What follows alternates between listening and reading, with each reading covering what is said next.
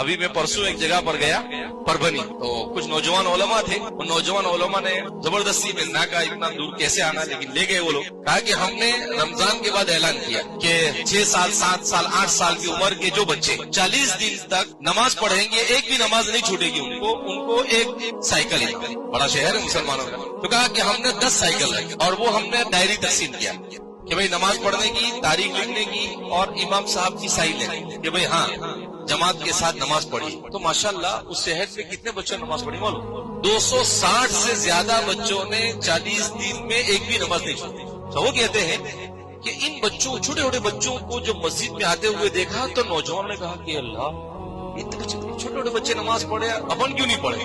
تو نوجوانوں نے بھی نماز پڑھنا کیا کر دیا، شروع کر دیا. گھر کے اندر میں ماں باپ کہے کہ یار بچے وہ ایسا کہتے کہ فجر میں نہیں اٹھایا تو دیکھنا پھر میری فجر نہیں جانی چاہیے. تو ماں باپ بھی اٹھے، ماں باپ بھی نماز پڑھے اور باپ بھی بچے کو نماز پڑھنے کے لیے آئے. اگر باپ نہیں اٹھے تو بولے ماں مسجد میں لے آ کے مسجد میں چھوڑ کے جا.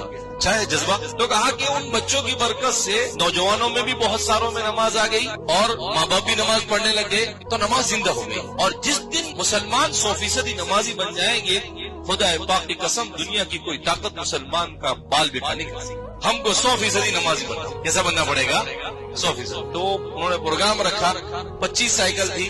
تو ایک آدمی نے کہا کہ بھائی ہماری مسجد میں جتنے بچے نے نماز پڑھی ان میں سے اگر 2 کو سائیکل ملی اور 10 کو نہیں ملی تو ہم مسجد والے مصلی مل کر ان کو دوسرے 10 کو سائیکل دیں. تو سب مسجد، مجھے ایسا لگتا ہے کہ شاید سبھی بچوں کو سائیکل مل گئی. تو پھر ان کو نماز کی اہمیت بتائی اور اس کے بعد میں نے کہا کہ بھائی دیکھو قربانی والوں ماشاءاللہ بہت اچھا کام کیا آپ. اب ان بچوں کو کہا کہ اب 40 دن نہیں، ابھی پوری زندگی ایک بھی نماز نہیں آتی. ان سے کہا کہ آپ بھی عہد کرو کہ انشاءاللہ آج کے بعد موت تک کے ایک بھی نماز ہم چھوڑیں گے نہیں. تو ماشاءاللہ سب مرد و عورت 10-15 ہزار لوگ نے سب نے عہد کیا کہ بھئی آج کے بعد ایک بھی نماز ہم چھوڑیں گے.